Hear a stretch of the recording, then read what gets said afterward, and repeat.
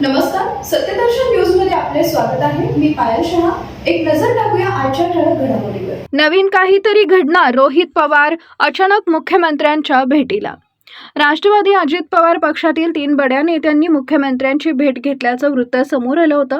यानंतर लगेचच राष्ट्रवादीतील आणखी एका वरिष्ठ नेत्यानं मुख्यमंत्र्यांची भेट घेतली आहे.